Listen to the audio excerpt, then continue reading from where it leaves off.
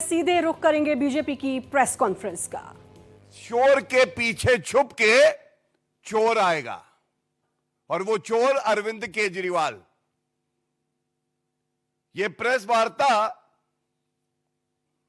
मैं इसलिए भी कर रहा हूं, हम सब जानते हैं कि शीश महल में जो घोटाला हुआ है उस पर जांच चल रही है। कुछ सुराग सूत्रों से हमारे हाथ में लगे हैं और मैं बड़ी जिम्मेदारी से एक बात कहना चाहूंगा।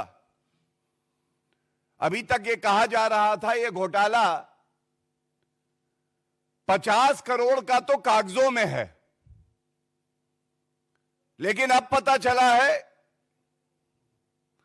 जो शराब कारोबारी मित्र हैं अरविंद केजरीवाल के, इनका रुपया भी इस भ्रष्टाचार का जो प्रतीक शीश महल है, अरविंद केजरीवाल ने इस अपने महल में लगाया है। जो ठेकेदार हैं जिनके लिए ओवर इनवॉइसिंग करी गई है, स्पॉट टेंडरिंग करी गई है, जैसा सीएजी रिपोर्ट में आया, उनका भी रुपया इस शीश महल में लगा हुआ है। और जल्द ही प्रेस वार्ता करके प्रमाण के साथ, तथ्यों के साथ ये दिखाएंगे, चाहे वो शराब कारोबारी मित्र हो अरविंद केजरीवाल के, चाहे वो ठेकेदार हो, ये सारे के सारे भ्रष्ट अरविंद केजरीवाल को ही अपना बड़ा भ्रष्टाचारी भाई मानते हैं और उनका काला धन इस शीश महल में लगा है। इसी क्रम में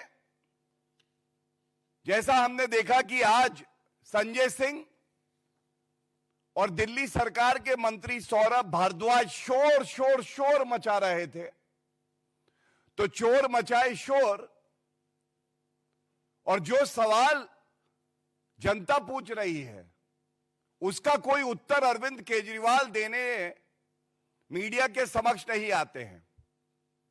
तो आज हमने भी सोचा गजनी को जगाया जाए और असलियत को दिखाया जाए। ये मेरे हाथ में एक हलफनामा है। It's an affidavit given by the most corrupt leader that Indian polity has seen, Arvind Kejriwal. His name is here, Arvind Kejriwal, 3 June 2013। और क्या लिखा है इसमें, ये देखिए, अरविंद केजरीवाल, हस्ताक्षर उनके हैं। कहते हैं, मैं बड़ा बंगला नहीं लूंगा, आम आदमी की तरह सामान्य घर में रहूंगा। ये मैंने हाईलाइट किया हुआ है। तो क्या आज ये पूछा नहीं जाएगा, अरविंद केजरीवाल जी गजनी, क्या हुआ तेरा वादा? ये जो वादा किया था जनता से, इस पे कुछ स्पष्टीकरण दोगे या नहीं दोगे?